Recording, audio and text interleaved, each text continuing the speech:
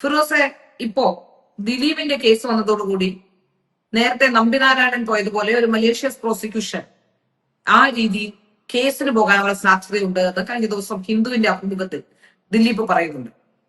അപ്പോ ഇത് സർക്കാരിന് തിരിച്ചടിയാവുമോ? ഈ മലേഷ്യസ് പ്രോസിക്യൂഷന് പോകുന്നതുകൊണ്ട് പ്രോസിക്യൂഷന് തിരിച്ചടിയാവുമോ എന്നുള്ളതാണ് നമ്മൾ ചർച്ച ചെയ്യുന്ന വിഷയം. എന്താണ് ഈ വിഷയത്തിൽ ഫിറോസിന് പറയുന്നത്? ശ്രീല, ഒന്നാമത് ദിലീപ് അങ്ങനെ ഒരു സൂചന നൽകുന്നുവെങ്കിൽ പോലും ദിലീപ് അങ്ങനെ ഒരു കടന്ന കൈയിലേക്ക് പോകുമോ നമുക്കറിയില്ല. നമുക്ക് ഇപ്പോഴും ഉറപ്പില്ല. അങ്ങനെ ഒരു കേസിൽ ഇപ്പൊ നമ്പിനാരായണന്റെ കേസുമായിട്ട് പലരും ദിലീപിന്റെ സാമ്യപ്പെടുത്തുന്നവരുണ്ട്. അല്ലെങ്കിൽ നമ്പിനാരായണൻ വേട്ടയാടപ്പെട്ടതുപോലെ നിരപരാധിയായ ദിലീപിനെ വേട്ടയാടി ഇത്ര കാലവും ദിലീപിന് നഷ്ടപ്പെട്ട ഇത്ര വർഷങ്ങൾ ആര് തിരിച്ചു കൊടുക്കുമെന്നൊക്കെയുള്ള ചോദ്യങ്ങൾ സിനിമാ മേഖലയിൽ നിന്ന് തന്നെ എനിക്ക് തോന്നുന്നു നമ്മുടെ നിർമ്മാതാവ് സുരേഷ് കുമാർ അടക്കമുള്ള പലരും സിനിമാ മേഖലയിൽ നിന്ന് പലരും അങ്ങനെ ചോദിച്ചിട്ടുണ്ട്. അദ്ദേഹം നിരപരാധിയാണ് എന്ന് കോടതി കണ്ടെത്തുന്ന ഒരു സാഹചര്യത്തിൽ അദ്ദേഹം കുറഞ്ഞപക്ഷം പ്രിൻസിപ്പൽ സെഷൻസ് കോടതിയിൽ നിന്നെങ്കിലും അത്തരത്തിലുള്ള ഒരു വിധി ഉണ്ടാകുമ്പോൾ 3 പതിറ്റാണ്ട് പഴക്കമുള്ള നമ്പി നാരായണൻ കേസിൽ നമ്പിനാരായണൻ അല്ലെങ്കിൽ അദ്ദേഹത്തോടൊപ്പം ഉണ്ടായിരുന്നവർക്ക് സംഭവിച്ചത് ആ നിലയ്ക്കുള്ള ഒരു വേട്ടയാടലും ഒരു ഗൂഢാലോചനയും ഒക്കെ തന്നെയാണോ എന്ന് പൊതുസമൂഹത്തിൽ നിന്ന് സംശയം ഉണ്ടായാൽ ഒരിക്കലും നമുക്ക് അത് തള്ളിക്കളയാനാകില്ല. നമ്പിനാരായണൻ കേസിലേക്ക് വന്നാൽ നമുക്കറിയാം 1,90,00,000 രൂപയാണ് ഈ സുപ്രീം കോടതിയുടെ ഒക്കെ ഉത്തരവിന്റെ അടിസ്ഥാനത്തിൽ സംസ്ഥാന സർക്കാരിന് നമ്പിനാരായണന് അദ്ദേഹത്തിന്റെ നഷ്ടപ്പെട്ട വർഷങ്ങൾക്ക് അദ്ദേഹത്തിന് പിന്നെ ജോലി ചെയ്യാൻ പറ്റാത്ത സാഹചര്യം ഉണ്ടായ ഒരു പശ്ചാത്തലത്തിലൊക്കെ നഷ്ടപരിഹാരം കൊടുക്കേണ്ടി വന്നത്. അപ്പൊ അതുപോലെ ദിലീപിന്റെ കേസിലും സമാനമായ ഒരു സാധ്യതയുണ്ട് എന്ന് വിലയിരുത്തുന്നവരുണ്ട്. ദിലീപ് 86 ദിവസമാണ് ജയിലിൽ കിടന്നത്.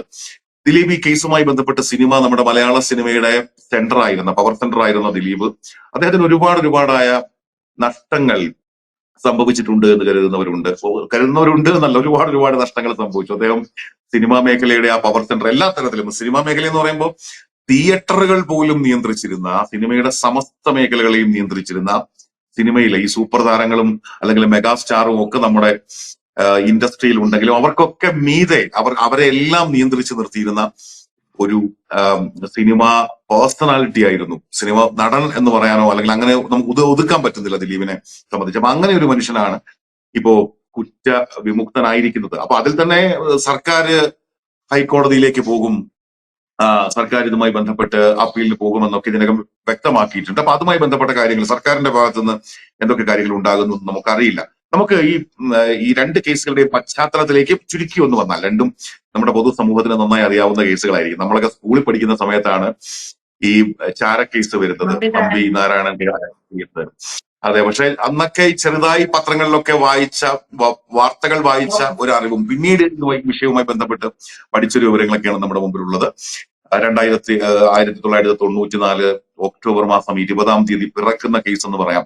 പലപ്പോഴും ചില മാധ്യമപ്രവർത്തകരുമായി സംസാരിക്കുമ്പോൾ അവർ പറയാറുണ്ട്, ഇത് സ്പെഷ്യൽ ബ്രാഞ്ചിലെ ഒരു ഐജിക്ക് മറിയം റഷീദ എന്ന സുന്ദരിയായ സ്ത്രീയോട് തോന്നിയ ശാരീരിക ആകർഷണമാണ്, ആസക്തിയാണ് ഈ കേസ്, ചാരക്കേസ് എന്ന് പറഞ്ഞ് നമ്മുടെ രാജ്യത്തിന്റെ തന്നെ ശ്രദ്ധയിലേക്ക് വന്ന ഒരു കേസിന്റെ പിറവിക്ക് കാരണമായത് എന്നൊക്കെ. മറിയം റഷീദയ്ക്കൊപ്പം ഫൗസിയ ഹസൻ എന്ന് പറയുന്ന അവിടുത്തെ ഒരു സിനിമാ താരം ഒക്കെയാണ്, സെലിബ്രിറ്റിയാണ് മാലിയില്. അവരും അറസ്റ്റിലാകുന്നു. അവർക്ക് ഞാൻ പശ്ചാത്തലത്തിലേക്ക് ഞാൻ ഡീറ്റെയിൽ ആയിട്ട് പോകുന്നില്ല. അപ്പൊ ഈ മറിയം റഷീദയ്ക്ക് ശശികുമാർ എന്ന് പറയുന്ന ഒരു ISROയിലെ ശാസ്ത്രജ്ഞനുമായി ബന്ധമുണ്ടായിരുന്നു എന്നുള്ളതിന്റെ പശ്ചാത്തലത്തിലാണ് ഈ ശശികുമാറിന്റെ മേലുദ്യോഗസ്ഥനായിരുന്ന ഈ നമ്പി നാരായണൻ കൂടി ഈ കേസിന്റെ ഫ്രെയിമിലേക്ക് വരുന്നത്. പിന്നീട് അതിന്റെ രാഷ്ട്രീയ പശ്ചാത്തലമൊക്കെ വല്ലാതെ വിശകലനം ചെയ്യപ്പെട്ടു. അത് കെ കരുണാകരനെതിരെ, ഐ ഗ്രൂപ്പിനെതിരെ എ ഗ്രൂപ്പ് കൃത്യമായും കളിച്ചൊരു കളിയാണ്. പിന്നീട് അങ്ങോട്ട് അതിന്റെ സംഭവ വികാസങ്ങൾ അങ്ങനെയൊക്കെയാണ് എന്നൊക്കെയുള്ള നിലയിലുള്ള കാര്യങ്ങൾ. വളരെ ഗുരുതരമായ ആക്ഷേപമായിരുന്നു, രാജ്യദ്രോഹ കുറ്റമാണ് ശാസ്ത്രജ്ഞന്മാർക്കെതിരെ ചുമത്തിയത്. ചാര വനിതകള് കേരളത്തിൽ വന്നിങ്ങനെ ISROയുടെ രഹസ്യങ്ങൾ, അത് ISIക്ക് അടക്കം, പാകിസ്ഥാൻ അടക്കം വിദേശ രാജ്യങ്ങൾക്ക് ചോർത്തുന്നു എന്നൊക്കെ പറഞ്ഞുകൊണ്ടുള്ള വലിയ വിവാദമായ കഥ. എനിക്ക് ഓർമ്മയുള്ളൊരു തലക്കെട്ട് എന്ന് പറയുന്നത്, കിടപ്പറയിലെ ട്യൂണ മത്സ്യം പോലെ കിടന്ന മറിയം റഷീദ എന്നൊക്കെയാണ്. മലയാളത്തിലെ ചില മാധ്യമപ്രവർത്തകർക്ക്, അതിൽ എത്ര മാധ്യമപ്രവർത്തകർ നമ്പി നാരായണനോട് മാപ്പ് പറഞ്ഞിട്ടുണ്ട് എന്നും സംശയമുണ്ട്. നമ്പി നാരായണൻ ഒരിക്കൽ ചില വർഷങ്ങൾക്ക് മുമ്പാണ്, 2-3 വർഷം മുമ്പ് അദ്ദേഹത്തിന്റെ ഒരു അഭിമുഖം എടുക്കാനുള്ള അവസരം ഉണ്ടായിരുന്നു. അപ്പൊ അദ്ദേഹം ആ സമയത്ത് അതിന്റെ പശ്ചാത്തലം എന്ന് പറയുന്നത്, ഇദ്ദേഹത്തിന്റെ കഥ നമ്മുടെ തമിഴിലെ മാധവൻ സിനിമയാക്കി, റോക്കറ്ററി ദ നമ്പി എഫക്ട് എന്ന് പറഞ്ഞിട്ട്. അപ്പൊ ആ സിനിമ ഇറങ്ങുന്നതുമായി ബന്ധപ്പെട്ട ആ സമയത്താണ് ഇദ്ദേഹത്തുമായിട്ടൊരു അഭിമുഖം അപ്പോ ആ സമയത്ത് അദ്ദേഹം പറയുന്നുണ്ട്, എന്നെ വല്ലാതെ വേട്ടയാടിയ മാധ്യമങ്ങൾ ഒന്നും തന്നെ എന്നോട് മാപ്പ് പറയാൻ തയ്യാറായില്ല, പരസ്യമായി മാപ്പ് പറയാൻ തയ്യാറായില്ല, വാർത്തകൾ തിരുത്തി കൊടുക്കാൻ തയ്യാറായില്ല. അങ്ങനെയൊക്കെയുള്ള ഒരു പശ്ചാത്തലം ആ കേസസ് പിന്നീട് CBIക്ക് പോകുന്നു. CBI അന്വേഷണം ഏറ്റെടുക്കുമ്പോ ഇദ്ദേഹം സുപ്രീം കോടതിയിൽ നൽകിയ ഹർജിയുടെ അടിസ്ഥാനത്തിൽ പിന്നീട് അത് CBI ആദ്യത്തെ ഘട്ടത്തിലല്ല, പിന്നീട് അത് CBI അന്വേഷിച്ച് വരുമ്പോ കേരളത്തിലെ മുൻ DGP അടക്കം SB മാത്യൂസ് അടക്കമുള്ളവരാണ് പ്രതിസ്ഥാനത്തേക്ക് വരുന്നത്, IB ഉദ്യോഗസ്ഥരടക്കമുള്ളവരാണ് പ്രതിസ്ഥാനത്തേക്ക് വരുന്നത്. അതിന്റെ കൃത്യമായ കാര്യങ്ങൾ ഈ CB മാത്യൂസ് പോലും അദ്ദേഹത്തിന്റെ നിർഭയം എന്ന് പറയുന്ന പുസ്തകത്തിൽ പോലും കൃത്യമായിട്ടും അതിന്റെ വിശദാംശങ്ങൾ ഇല്ല. ആ യശശരീരനായ ഉമ്മൻചാണ്ടിയുടെ ആത്മകഥയും പുറത്തു വന്നിട്ടുണ്ട്. പക്ഷെ അതിലും ചാരക്കേസുമായി ബന്ധപ്പെട്ട് എന്താണ് യഥാർത്ഥത്തിൽ സംഭവിച്ചത് എന്നതിനെ കുറിച്ചുള്ള വ്യക്തതയിലേക്ക് പോയിട്ടില്ല. അതായത് ഒത്തിരി ദുരൂഹതകള് ഇപ്പോഴും ഈ ചാരം മൂടിക്കിടക്കുന്ന കേസ് എന്നൊക്കെ മാധ്യമങ്ങൾ അതുകൊണ്ടാണ് പറയുന്നത്. ഇപ്പോഴും അങ്ങനെ ദുരൂഹതകളുടെ ചാരം മൂടിക്കിടക്കുന്ന ഒരു കേസായിട്ട് ചാരക്കേസ് നിൽക്കുന്നു. അതേസമയം ഇവരെല്ലാവരും നിരപരാധികളാണ് എന്ന CBIയുടെ ഒരു കണ്ടെത്തൽ കൂടി ഏറ്റവും പ്രധാനമായിട്ട് അതിലുണ്ടാകുന്നുണ്ട്. അതിൽ ആ CBI തന്നെ പറഞ്ഞിട്ടുണ്ട്, ഇതില് ഒരു സ്പെഷ്യൽ ബ്രാഞ്ച് CIയുടെ മറിയം റഷീദയോട് തോന്നിയ ആസക്തിയാണ്, അല്ലെങ്കിൽ അങ്ങനെ ഒരു ആഗ്രഹമാണ് ഈ കേസ് തന്നെ പിറക്കാൻ ഇടയായത്. നമ്മൾ സിനിമയിൽ പോലും ചിലപ്പോ ഇതിന്റെ പത്രവാർത്തകളൊക്കെ വായിച്ചു നോക്കിയാലും അല്ലെങ്കിൽ ഇതിന്റെ വിശകലനങ്ങളൊക്കെ വായിച്ചു നോക്കിയാലും നമ്മളുടെ മുമ്പിൽ കൂടി ഇങ്ങനെ സീൻ ബൈ സീൻ ആയിട്ട് ഇങ്ങനെ പോകും. മഞ്ചൂർ പോലീസ് സ്റ്റേഷൻ മുതൽ ഒക്ടോബർ 19-ാം തീയതി 1994 ഒക്ടോബർ 19 എന്ന് പറയുമ്പോൾ 31 വർഷം മുമ്പാണ്. ആ 31 വർഷം മുമ്പുള്ള ഒരു വൈകുന്നേരം തനിനിറം എന്ന് പറയുന്ന പത്രത്തിൽ വരുന്നൊരു വാർത്ത, പിറ്റേ ദിവസം ഒക്ടോബർ 20-ാം തീയതി ദേശാഭിമാനിയിൽ വരുന്ന വാർത്ത, അതടക്കം ഇങ്ങനെ മഞ്ചൂർ പോലീസ് സ്റ്റേഷൻ കേന്ദ്രീകരിച്ച് ചില ജേർണലിസ്റ്റുകൾ ഈ വാർത്തയ്ക്കായി പരന്നു നടക്കുന്നതടക്കം അവിടെ മുതൽ ഇങ്ങോട്ട് സീക്വൻസ് ആയിട്ട് സീൻ ബൈ സീൻ ആയിട്ട് നമ്മളിങ്ങനെ ചാരക്കേസ് കാണുകയാണ്. വർഷങ്ങൾ നീണ്ടുനിന്ന ചാരക്കേസ്. ദിലീപിന്റെ കേസും നമ്മൾ അങ്ങനെ നോക്കുമ്പോ ഈ പറയപ്പെടുന്ന 2017 ആ ഏറെ ദുരൂഹതകളുള്ള ഒരു രാത്രി, ഏറെ ഒരുപക്ഷെ സ്ത്രീകളെ സംബന്ധിച്ച് എനിക്ക് തോന്നുന്നു വല്ലാതെ ഭീതി ഉണ്ടാക്കും അങ്ങനെ ഒരു സംഭവം വിശദീകരിക്കപ്പെടും പോലും, അല്ലെങ്കിൽ അങ്ങനെ ഒരു രാത്രിയെ കുറിച്ച് ഓർക്കുമ്പോൾ പോലും. കൊച്ചി പോലൊരു നഗരത്തിൽ ഓടിക്കൊണ്ടിരിക്കുന്ന വാഹനത്തിൽ ഒരു രാത്രിയിൽ ഒരു പെൺകുട്ടി അങ്ങനെ പീഡിപ്പിക്കപ്പെടുകയാണ്. കൊട്ടേഷൻ സംഘം പറയുന്നത് നിന്റെ വെഡിങ് റിംഗ് അടക്കമുള്ള നിന്റെ നഗ്ന ദൃശ്യങ്ങൾ വേണമെന്നാണ്. നമ്മൾക്കൊരു പക്ഷേ സിനിമയിൽ പോലും കാണിച്ചാൽ ആളുകൾ ഇത് ചിലപ്പോ എക്സാജറേഷൻ ആയി പോകുന്നു പറയുന്ന തരത്തിലുള്ള വല്ലാത്ത ക്രൂരമായ മാനസികാവസ്ഥയുള്ള ഒരു സൈക്കോപാത്ത് ആണോ ഇതിന്റെ പിന്നിൽ, അല്ലെങ്കിൽ ഇങ്ങനെ ഒരു കൊട്ടേഷൻ കൊടുക്കുന്നതൊക്കെ തോന്നിപ്പോകുന്നതല്ലോ. ഇപ്പൊ കളംകാവലൊക്കെ ചർച്ചയായിക്കൊണ്ടിരിക്കുന്ന സമയമാണല്ലോ, വലിയ തോതിൽ ഹിറ്റടിച്ചു പോയിക്കൊണ്ടിരിക്കുന്ന സമയമാണ്. അപ്പൊ അങ്ങനെ വല്ലാതെ ഭീതിപ്പെടുത്തുന്ന നമ്മുടെ നാട്ടിൽ ഇത് ഇങ്ങനെയൊക്കെ നടക്കുമോ എന്ന സംശയം. ആ കൊട്ടേഷൻ സംഘം പിന്നീട് ദിലീപിന്റെ പേര് പറയുന്നു, ജയിലിൽ നിന്ന് കിട്ടുന്ന പേപ്പറുകൾ വെച്ച് ദിലീപേട്ട എന്ന് പറഞ്ഞ് കത്തെഴുതുന്നു. അങ്ങനെ പോകുന്ന ദിലീപ് മാസങ്ങൾക്കപ്പുറം ജൂലൈ 10-ാം തീയതിയാണെന്ന് തോന്നുന്നു ദിലീപ് അറസ്റ്റിലാകുന്നു. ദിലീപ് 84 ദിവസം ജയിലിൽ കിടക്കുന്നു. അങ്ങനെ ഇത്രയും വർഷം നീണ്ട നിയമ പോരാട്ടം കൂടിയാണത്. അതിൽ തന്നെ സിനിമാ മേഖലയിൽ എത്രയോ പേര് ഇതില് ഈ സാക്ഷിയാക്കപ്പെട്ടു. ഇതുമായി ബന്ധപ്പെട്ട് സാക്ഷികളിൽ നല്ലൊരു ഭാഗം പേരും കൂറുമാറുന്നു. ഏറ്റവും ഒടുവിൽ നമ്മൾ എന്താണ് നമ്മുടെ മുമ്പിൽ ഉള്ളതെന്ന് വെച്ചാൽ നമ്മുടെ ഭാഗ്യലക്ഷ്മിയൊക്കെ വന്നിട്ട് നടത്തുന്ന വാർത്താ സമ്മേളനങ്ങളാണ്. അതിജീവിത ചോദിക്കുന്നു അത്ര, ഇനി ഞാൻ എന്ത് ചെയ്യണം എന്ന് അത്രയും സങ്കടത്തോടെ ചോദിക്കുന്നുവെന്ന്. അപ്പൊ അതിന്റെ അർത്ഥം എന്ന് പറയുന്നത് ഈ കേസിൽ നീതി കിട്ടിയിട്ടില്ല എന്ന് അതിജീവിത പറയുന്നു എന്ന് തന്നെയാണല്ലോ. നീതി കിട്ടിയിട്ടില്ല എന്ന് പറഞ്ഞാൽ അതിന്റെ അർത്ഥം എന്താണ്? അവർ പ്രതികരിച്ചിട്ട് പോലുമില്ല. അതിന്റെ അർത്ഥം എന്താണ്? ഈ കേസിൽ അവർക്ക് ദിലീപിനെയാണ് സംശയം എന്നാണ്, ദിലീപാണ് ഈ കൊട്ടേഷൻ നൽകിയത് എന്നാണ്. ശ്രീല, ഏറ്റവും പ്രധാനപ്പെട്ട മറ്റൊരു ചോദ്യമുണ്ട്. അതെല്ലാ മാധ്യമങ്ങളും ചോദിക്കുന്ന ചോദ്യം തന്നെയാണ്. ദിലീപ് അല്ലെങ്കിൽ പിന്നെ ആരെങ്കിലും ഒരു കൊട്ടേഷൻ കൊടുക്കണേ ഇദ്ദേഹത്തിന്, അതായത് നമ്മുടെ ഈ പൾസർ സുനിക്കും സംഘത്തിനും ഇങ്ങനെ ഒരു നടിയുടെ, മലയാളത്തിലെ ഒരു യുവ നടിയുടെ വെഡിങ് റിങ്ങും നഗ്നചിത്രങ്ങളും എന്തിനെന്നൊരു ചോദ്യമുണ്ട്. അവർക്ക് എന്തെങ്കിലും പ്രത്യേക താല്പര്യം അതിൽ ഉണ്ടായിരുന്നോ? അവർക്ക് അങ്ങനെ അല്ലല്ലോ. അങ്ങനെയാണെങ്കിൽ ശരി, അങ്ങനെ ശാരീരികമായ ഒരു ആഗ്രഹമായിരുന്നെങ്കിൽ ചിലപ്പോ നടിയെ ചിലപ്പോൾ ഒരു തട്ടിക്കൊണ്ടുപോയി ബലാത്സംഗം ചെയ്തു എന്നൊക്കെ പറഞ്ഞാൽ അത് മനസ്സിലാകും. പക്ഷെ അങ്ങനെയാണെങ്കിൽ കൊട്ടേഷൻ ആരുടേത് എന്നതടക്കമുള്ള ചോദ്യങ്ങളുണ്ട്. അപ്പൊ അങ്ങനെയൊക്കെയുള്ള ചോദ്യങ്ങളുടെ പശ്ചാത്തലത്തിൽ ഇപ്പോ കേസിൽ നിന്ന് രക്ഷപ്പെട്ടു നിൽക്കുന്ന ദിലീപ് ഇനി ഇതിൽ ഒരു പുനരന്വേഷണം ആവശ്യപ്പെട്ടോ അല്ലെങ്കിൽ തന്റെ നിരപരാധിത്വം തെളിയിക്കണമെന്ന് ആവശ്യപ്പെട്ടോ ഹൈക്കോടതിയോ സുപ്രീം കോടതിയോ സമീപിക്കുന്നു. അവിടെ നിന്ന് പിന്നീട് CBI അന്വേഷണം നടക്കുന്നു എന്നൊക്കെ പറയുന്നത് നിലവിൽ പെട്ടെന്ന് നമുക്ക് ഇതുമായി ബന്ധപ്പെട്ട് സംഭവിക്കുമോ എന്ന് സംശയമുണ്ട്. പക്ഷേ ദിലീപിന് കിട്ടുന്ന നിയമോപദേശം അങ്ങനെയാണെങ്കിൽ പറഞ്ഞോളൂ. ഈ അന്വേഷണം നടന്നുകൊണ്ടിരുന്ന ശേഷം അതിനിടയിൽ ദിലീപ് തന്നെ CBI അന്വേഷണം ആവശ്യപ്പെട്ടിട്ടുണ്ട്. ഇതിനിടയിൽ ഒരു തവണ ദിലീപ് അതെ. സുപ്രീം കോടതിയിലേക്ക് ഒരു CBI അന്വേഷണം ആവശ്യപ്പെട്ടിട്ടുണ്ട് എന്നുള്ളതാണ് ഇതിനെ പ്രധാനപ്പെട്ട കാര്യം. പിന്നെ ഈ പൾസർ സുനിയുടെ മുൻകാല പ്രവർത്തികൾ വെച്ച് നോക്കിയാൽ പൾസർ സുനി നിലവിൽ നേരത്തെ തന്നെ ഇത്തരത്തിലുള്ള പ്രവൃത്തികൾ ചെയ്തുകൊണ്ടിരുന്ന ഒരാളാണ്. ഇപ്പോ സുരേഷ് കുമാറിന്റെ ഭാര്യ എന്ന മേനക അടക്കമുള്ളവരെ തട്ടിക്കൊണ്ടുപോകാൻ ശ്രമിച്ചു എന്ന അന്ന് സുരേഷ് കുമാർ തന്നെ പറഞ്ഞിട്ടുണ്ട്. പക്ഷെ അത് കേസായില്ല. അന്ന് അത് അതിലേക്ക് പോകാത്തത് കൊണ്ട് കേസായിട്ടില്ല. അത്തരം ഒരു ശ്രമം നടന്നിട്ടുണ്ട് എന്ന് പറയുന്നുണ്ട്. അപ്പോ ഈ പൾസർ സുനിയുമായി ബന്ധപ്പെട്ട് നേരത്തെ ഈ പൾസർ സുനി കഴിഞ്ഞ ദിവസം ന്യൂസ് മിനിറ്റുമായി ഏതാണ്ട് 13 മാസമായി സംസാരിക്കുകയായിരുന്നു എന്ന് ധന്യ രാജേന്ദ്രൻ പറഞ്ഞിട്ടുണ്ട്. ആ പറയുന്നതിൽ തന്നെ ധന്യ രാജേന്ദ്രൻ അതിൽ തന്നെ എല്ലാവരെയും കുറ്റപ്പെടുത്തുമ്പോഴൊക്കെ ഈ ദിലീപിനെ കുറ്റപ്പെടുത്തുമ്പോഴും ധന്യ രാജേന്ദ്രൻ ആ ഇന്റർവ്യൂവിന്റെ കാര്യം എടുത്തു പറയുമ്പോൾ പറയുന്നുണ്ട് ഇതൊക്കെ സിനിമയിൽ സർവ്വസാധാരണമാണെന്നും ഇങ്ങനെ പലരെയും ചെയ്തിട്ടുണ്ടെന്നും പലരെയും ബാർഗെയിൻ ചെയ്തിട്ടുണ്ടെന്നും ഒക്കെ പറയുന്നുണ്ട്. അപ്പോ ഇത് ഈ കൊട്ടേഷൻ ആണ് എന്ന് പറയുമ്പോഴും ഈ കൊട്ടേഷൻ കൊടുത്തത് ദിലീപാണ് എന്ന് തന്നെ നമുക്ക് ചിന്തിക്കാൻ കഴിയുമോ എന്നുള്ള ഒരു പ്രശ്നം കൂടി അവിടെ നിൽക്കുന്നുണ്ട്. കാരണം ഇതിന് പല സംഭവങ്ങളുമായി ബന്ധപ്പെട്ട് ഈ കേസ് വളരെ ഡീറ്റെയിൽഡ് ആയിട്ട് പഠിച്ച ഒരാളാണ്. പലപ്പോഴും ഇവർ പറയുന്ന പല കാര്യങ്ങളും ഇതിൽ അങ്ങോട്ട് കോറിലേറ്റ് ആവുന്നില്ല എന്ന് നമുക്ക് തോന്നും. ഇപ്പോ ബൈജു പൗലോസിന്റെ ഇടയ്ക്ക് ഒരുപാട് കേസുകൾ ഇതുമായി ബന്ധപ്പെട്ട് വന്നിട്ടുണ്ട്. അന്വേഷണ ഉദ്യോഗസ്ഥനായ ബൈജു പൗലോസിനെ ഒരു കോടതിയുടെ മുന്നിൽ വെച്ച് ഭീഷണിപ്പെടുത്തി എന്നൊരു ആരോപണം ഇതിനിടയിൽ വന്നിരുന്നു. അതിന്റെ അന്വേഷണം നടന്നു. ആ അന്വേഷണത്തിന്റെ സമയത്താണ് കണ്ടെത്തുന്നത് അന്നത്തെ ദിവസം ആ കോടതിയിൽ ദിലീപിന്റെ കേസ് ഉണ്ടായിരുന്നില്ല. അപ്പോൾ എവിടേക്കോ അന്വേഷണ സംഘാംഗങ്ങൾ കള്ളം പറയുന്നുണ്ടോ, എന്തിന് കള്ളം പറയണം എന്നുള്ളൊരു പ്രധാനപ്പെട്ട വിഷയമുണ്ട്. പിന്നെ അന്വേഷണ സംഘങ്ങൾ എന്റെ ചില സംശയങ്ങളാണ്. ഞാനിത് ഫിറോസ് പറയുമ്പോഴേക്കും ഞാൻ ചോദിച്ച ചില സംശയങ്ങളാണ്. ഈ അന്വേഷണത്തിന്റെ ഭാഗമായി കൃത്യമായ തെളിവുകൾ ഉണ്ടെങ്കിൽ തെളിവുകൾ കോടതിയിൽ ഹാജരാക്കി ഒരു വിധി വാങ്ങേണ്ടതിന് പകരം ഈ നാട്ടുകാരെയും ചാനലുകൾക്ക് വാർത്ത പലപ്പോഴും ബൈജു പൗലോസ് കഴിഞ്ഞ ദിവസം ഒരു മാധ്യമപ്രവർത്തകൻ പറഞ്ഞിട്ടുണ്ട് ഈ വാർത്തകളെല്ലാം പറഞ്ഞു കൊടുത്തത് ബൈജു പൗലോസാണ്. പലപ്പോഴും നിങ്ങൾക്കുള്ള സ്കൂപ്പാണെന്ന് പറഞ്ഞ് പല മാധ്യമപ്രവർത്തകരെയും കൊച്ചിയിൽ വിളിക്കുന്നുണ്ടായിരുന്നു എന്നൊരു മാധ്യമപ്രവർത്തകൻ തുറന്നു എഴുതിയിട്ടുണ്ട് ഫേസ്ബുക്കിൽ. അങ്ങനെ അയാളും അതിൽ പെട്ടുപോയിരുന്നു. ചില വാർത്തകൾ ഞാൻ ചെയ്തിട്ടുണ്ട്. ഈ സമയത്ത് ദിലീപിനോട് മാപ്പ് പറയുന്നുവെന്ന് ഒരു ഓൺലൈൻ മാധ്യമപ്രവർത്തകൻ മറുനാടൻ മലയാളിയിൽ അന്നുണ്ടായിരുന്ന അർജുൻ സി വനജ് എന്ന് മാധ്യമപ്രവർത്തകൻ തുറന്നു എഴുതിയിട്ടുണ്ട്. അപ്പോ പല വിഷയങ്ങൾ ഈ വിഷയത്തിൽ വരുമ്പോൾ ചില കാര്യങ്ങൾ പൊരുത്തപ്പെടുന്നില്ല എന്നിടത്താണ് ഒരു അല്പമെങ്കിലും സംശയത്തിന് ആനുകൂല്യം അല്ലെങ്കിൽ ദിലീപ് നിരപരാധിയാണെന്ന് നമുക്ക് തോന്നാനുള്ള കാരണങ്ങൾ ഉണ്ടാകുന്നത്.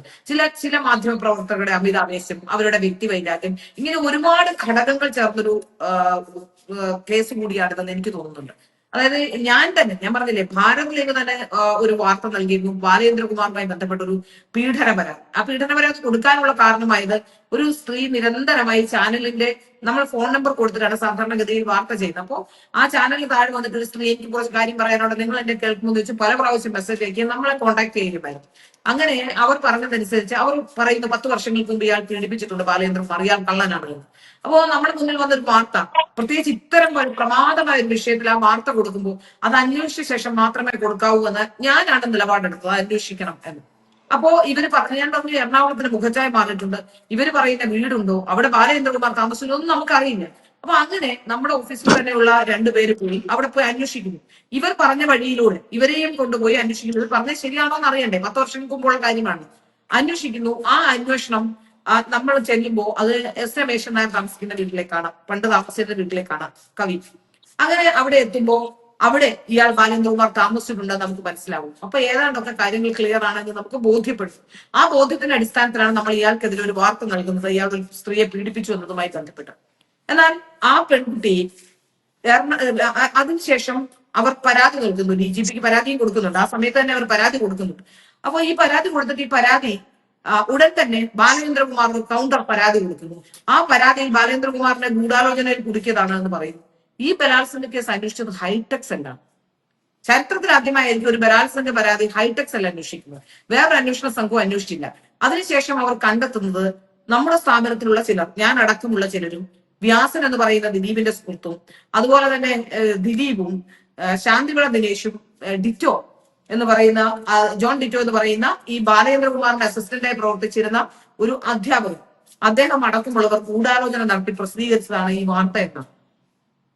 അതിനിടയിൽ ഈ പെൺകുട്ടി എന്നിട്ട് പിന്നീട് ഈ പെൺകുട്ടിയെ കണ്ടിട്ടില്ല എന്ന് കൂടി ഒരു മൊഴി കള്ളം പറയുന്നുണ്ട്. ഈ പെൺകുട്ടി തിരുവനന്തപുരത്ത് DGPയുടെ അടുത്തെത്തി താൻ നുണപരിശോധനയ്ക്ക് തയ്യാറാണ് എന്ന് പറഞ്ഞിട്ടുണ്ട്. ലോകത്ത് ആദ്യമായിട്ടായിരിക്കും, ചരിത്രത്തിൽ ആദ്യമായിട്ടായിരിക്കും തന്റെ നിരപരാധിത്വം തെളിയിക്കാൻ വേണ്ടി ഒരു ഇര വന്ന് പറയുന്നത്. അവർ വന്ന് പറയുകയാണ് ഞാൻ നുണപരിശോധനയ്ക്ക് തയ്യാറാണ്. പക്ഷെ കോടതിയിൽ കൊടുത്ത റിപ്പോർട്ടിൽ ഈ പെൺകുട്ടിയെ കാണാനില്ല എന്ന റിപ്പോർട്ടാണ് കോടതിയിൽ നൽകിയിരിക്കുന്നത്. ഈ റിപ്പോർട്ട് വന്നപ്പോ നമ്മളടക്കമുള്ളവ കോടതിയിലേക്ക് പോവുകയും കോടതിയിൽ ചെന്ന് അങ്ങനെ ഞങ്ങൾ ആരും ഇതിനകത്ത് ഇൻവോൾവ് അല്ല, എനിക്ക് ദിലീപിനെ അറിയില്ല, എനിക്ക് വ്യാസനെ അറിയില്ല. സത്യത്തിൽ വ്യാസൻ എന്ന് പറയുന്ന ഒരാൾ ദിലീപിന്റെ ബാല്യകാല സുഹൃത്താണ് വ്യാസൻ. ഈ വ്യാസനെ നമുക്കറിയില്ല.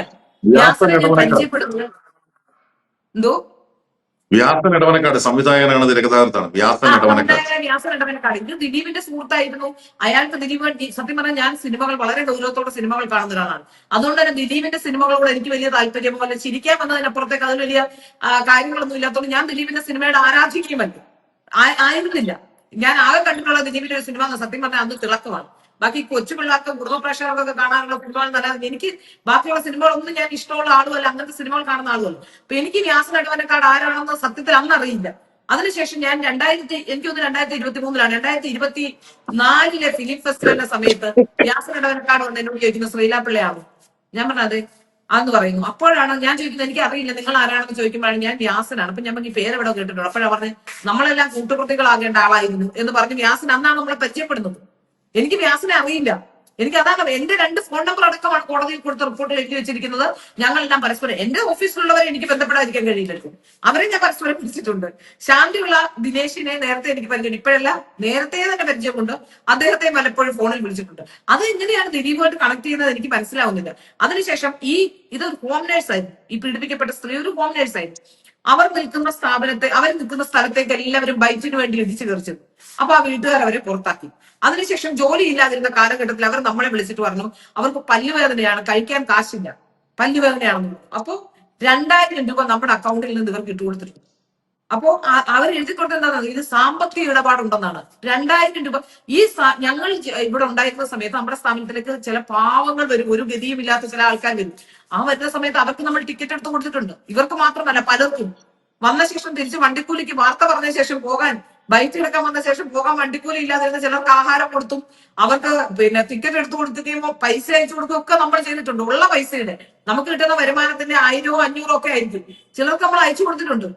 അപ്പോ ഇത്തരത്തിൽ എന്തിനാണ് കള്ളം പറയുന്നത്? അത്തരം ഒരു അന്വേഷണം നടത്തി സത്യാവസ്ഥ ബോധ്യപ്പെടുത്തേണ്ട അന്വേഷണ സംഘം ഈ ആവശ്യമില്ലാത്ത കാര്യത്തിൽ കള്ളം പറഞ്ഞത് എന്തിനാണ് എന്നുള്ള ചോദ്യം എനിക്ക് ഇപ്പോഴും ഉണ്ട്. ഇപ്പോഴും ആ കേസ് അതിനുശേഷം ബാലേന്ദ്രകുമാർ മരിച്ചുപോയി. അതുകൊണ്ട് ഇപ്പൊ ഈ സ്ത്രീ എവിടെയാണെന്ന് എനിക്കറിയില്ല. കാരണം ബാലേന്ദ്രകുമാർ മരിച്ച ശേഷം കേസിന് വലിയ നിലനിൽപ്പില്ലാത്തത് കൊണ്ട് അവരവരുടെ ജോലി എടുത്ത്, ഞാൻ എപ്പോഴും പറഞ്ഞു നിങ്ങൾ നിങ്ങളുടെ ജോലി എടുത്ത് ജീവിക്കും. നിങ്ങൾക്ക് ആരോടും നിങ്ങൾ ആരാണെന്ന് പറയാതെ വേണം. അല്ലെങ്കിൽ ഏതെങ്കിലും വീട്ടിൽ ഏതെങ്കിലും പീഡനത്തിനിരയായ പെൺകുട്ടിയാണെന്ന് പറഞ്ഞുകൊണ്ട് മാധ്യമപ്രവർത്തകർ നിരന്തരം ചെല്ലുന്ന ഒരു സ്ഥലത്ത് ആ സ്ത്രീക്ക് താമസിക്കാൻ പറ്റും. അതുകൊണ്ടായിരിക്കും അവരെവിടെയെങ്കിലും ഇപ്പോ അത്തരം സംഭവങ്ങളുടെ പശ്ചാത്തലത്തിലൊക്കെയാണ് ശ്രീല ഇതില് വലിയ ഗൂഢാലോചന ശ്രീല സംശയിക്കുന്നത്. ശ്രീല പറയുന്ന കാര്യങ്ങളിൽ ഒരു കാര്യവുമില്ലാതെ മനസ്സിലാവുന്നു.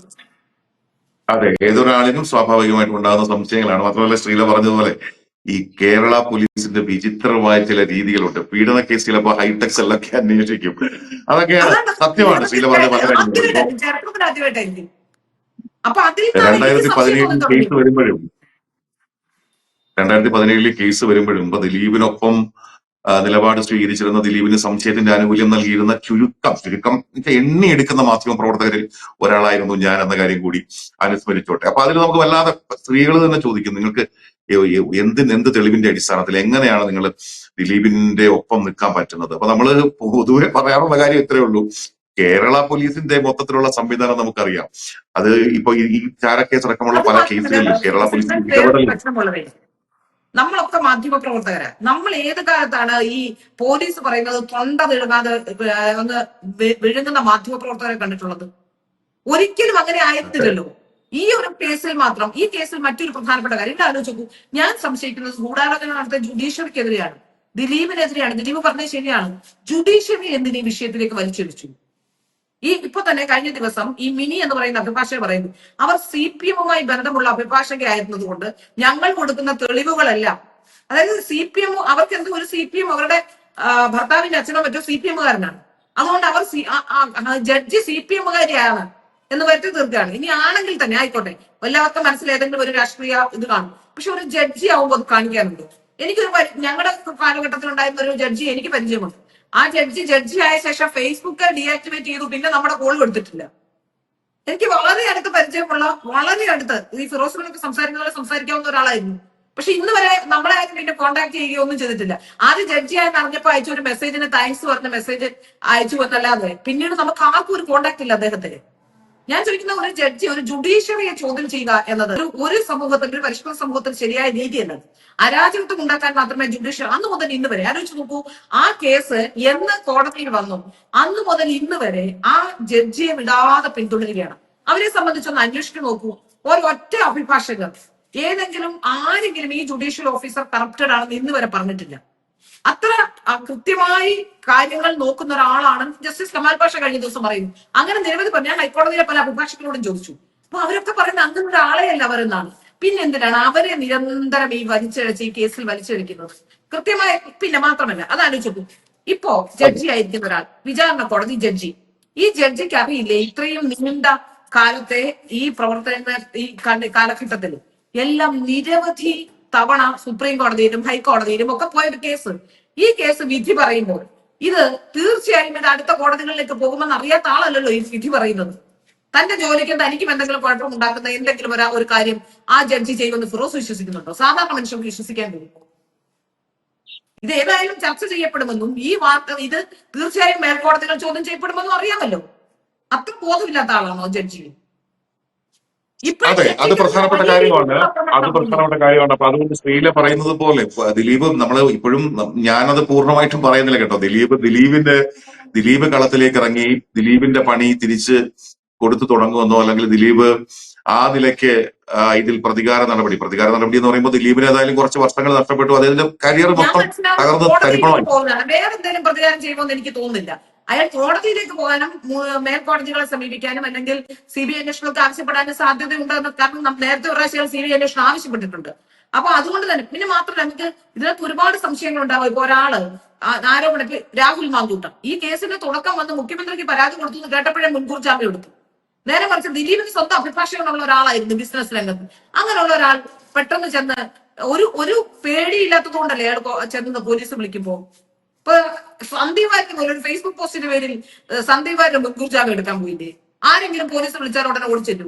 നമുക്കൊന്നും പേടിക്കാനില്ലെങ്കിൽ നമ്മൾ പേടിക്കാതിരിക്കുന്നത്. അത്രയ്ക്ക് ബുദ്ധിയില്ലാത്ത ആളാണ്. അല്ല, അതില് ദിലീപിന് അബദ്ധം പറ്റിയാണ്. ദിലീപിന് അതിനകത്ത് അമിത ആത്മവിശ്വാസം ഉണ്ടായിരുന്നു. അറസ്റ്റ് ചെയ്യുമെന്ന് ദിലീപ് വിളിച്ചില്ല. ഇല്ലെങ്കിൽ ദിലീപിനെ പോലെ ഒരാൾ ഒരിക്കലും മുൻകൂർ ജാമ്യം ഇല്ലാതെ പോയി കയറില്ല. അല്ലെങ്കിൽ അങ്ങനെ ഒരു അന്വേഷണ സംഘത്തിന്റെ മുമ്പിൽ ഒരു ദിവസം ആദ്യം ചെന്നപ്പോ തന്നെ അറസ്റ്റ് ചെയ്തതല്ല. പല ദിവസം അദ്ദേഹം ഈ അന്വേഷണ ഉദ്യോഗസ്ഥരുടെ മൊഴിയെടുക്കലിന് എന്ന് പറഞ്ഞുകൊണ്ട് വിളിച്ചു. പക്ഷെ ചോദ്യം ചെയ്യലായിരുന്നു ഉണ്ടായിരുന്നത്.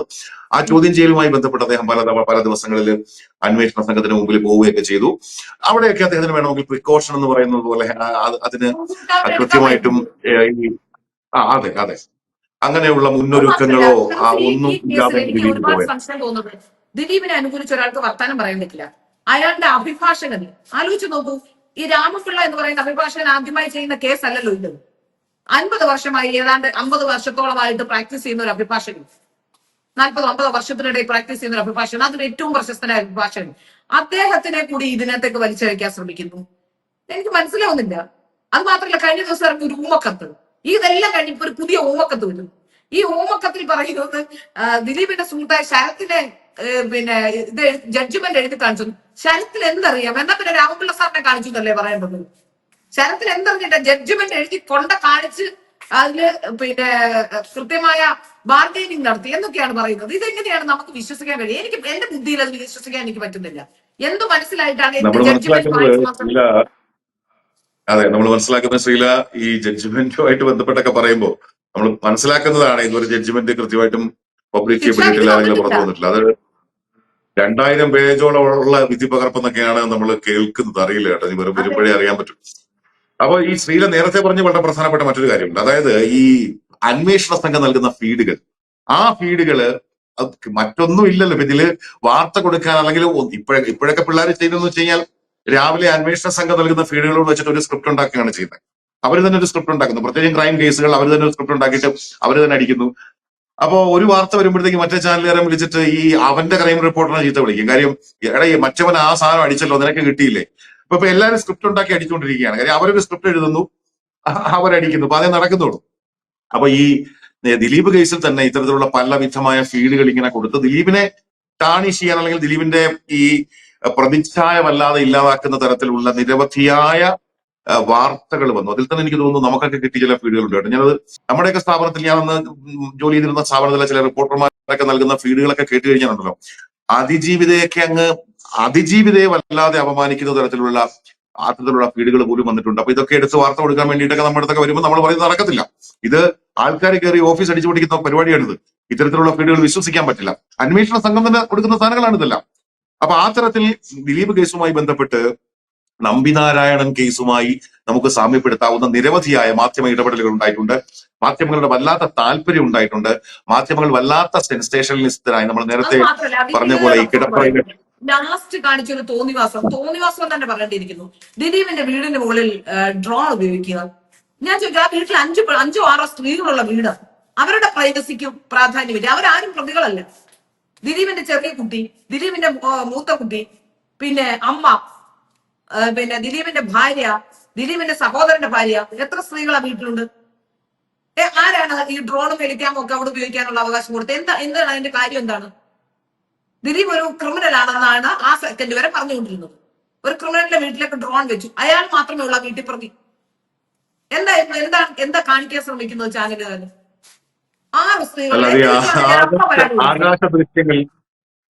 ആകാശ ദൃശ്യങ്ങളിൽ എന്തോ വലിയ അഭിരമിക്കുന്ന ഒരു മാധ്യമ സ്ഥാപനമാണെന്നാണ് ഞാൻ മനസ്സിലാക്കുന്നത്.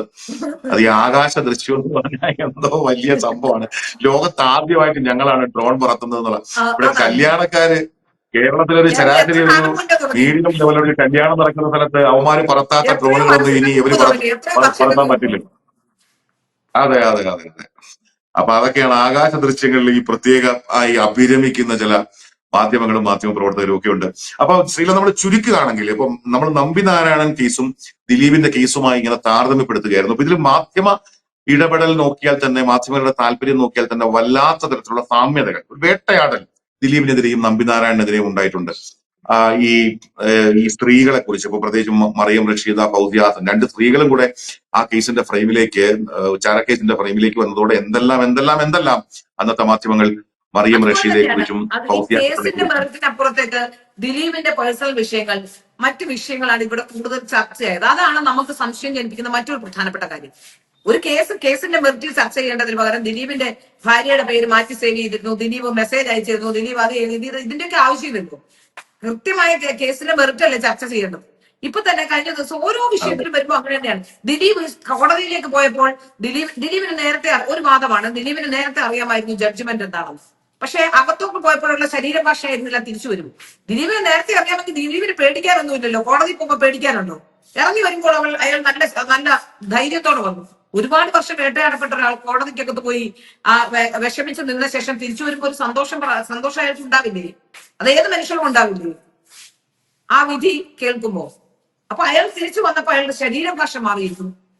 ഇതൊക്കെ എന്ത് മാധ്യമപ്രവർത്തനം? എനിക്ക് മനസ്സിലാവുന്നില്ല. ഇതാണ് മാധ്യമപ്രവർത്തനം. അതുപോലെ തന്നെ നിരവധി ആ സമയത്ത് എനിക്ക് ശ്രീലേക്ക് ഓർമ്മയുണ്ടാവുമല്ലോ, ഈ മാഡത്തിന്റെ കേസ്, മാഡം, പിന്നെ 6 അടി പൊക്കമുള്ള വേറെ ഏതോ, ഇതിന്റെയും പിന്നിലുള്ള വേറെ ഏതോ മാസ്റ്റർ ബ്രെയിൻ, അങ്ങനെയൊക്കെ പലവിധം ിരുന്നു. അതുപോലെ പിന്നീട് വന്നൊരു സംഭവമാണ് ലാലിന്റെ മകനാണ് വാഹനം വായിച്ചു കൊടുത്തത്. ലാലിന്റെ മകനെയും ചോദ്യം ചെയ്തിട്ടുണ്ടോ? ഈ ആക്രമിക്കപ്പെട്ട നടിക്ക് സ്വന്തം വാഹനമുണ്ട്. അന്ന് പറഞ്ഞത് ഇവരുടെ ഡബ്ബിങ്ങിന് വന്നു എന്നാണ്. എന്നാൽ ഇപ്പോൾ പറയുന്നത് രമ്യ നമ്പീശൻ എന്ന് പറയുന്ന നടിയുടെ വീട്ടിൽ താമസിക്കാൻ വന്നു എന്നാണ്.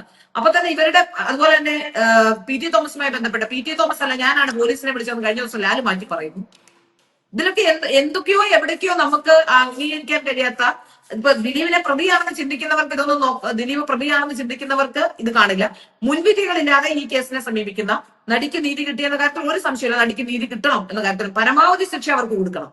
അതിന് യാതൊരു സംശയമില്ല. കാരണം അങ്ങനെ ഒരു നടിയെ ഉപദ്രവിച്ച സ്ഥിതിക്ക് തീർച്ചയായും, നടിയെന്നല്ല ആരെയും ഉപദ്രവിക്കുന്ന സ്ഥിതിക്ക് തീർച്ചയായും കിട്ടണം. ഇപ്പൊ 6 പേരും കുറ്റക്കാരാണ്, നേരിട്ട് കുറ്റത്തിൽ പങ്കെടുത്തതാണ്. ഇതിപ്പോ നമുക്കെല്ലാം ഇങ്ങനെയായിരിക്കും ഒരു വിധി വരുത്താൻ ഏകദേശം മനുഷ്യൻ ആ കേസ് പഠിക്കുന്നവർക്ക് മനസ്സിലാവും. അത് വെച്ചിട്ടാണ് ഈ ഉമ്മക്കത്ത് പറയുന്നത്. ഉമ്മക്കത്ത് ഊർപോകമായിരിക്കാം ഒരു പക്ഷെ സ്ഥിരമായി ഞാൻ മനസ്സിലാക്കുന്നത്, ഇതിനു മുമ്പ് പല കേസുകളിലും ഇങ്ങനെ ഈ രാംകുമാർ സാറിന്റെ പേര് വെച്ചിട്ട്, കെ രാംകുമാറിന്റെ പേര് വെച്ചിട്ടാണ് ഈ ഉമ്മക്കത്തുകളെല്ലാം വരുന്നത്. ഇങ്ങനെ നേരത്തെയും പല ഉമ്മക്കത്തുകൾ വന്നിട്ടുണ്ട് എന്നാണ് ഞാൻ മനസ്സിലാക്കിയിട്ടുള്ളത്. ഇത് ആദ്യത്തെ ഉമ്മക്കത്തല്ല.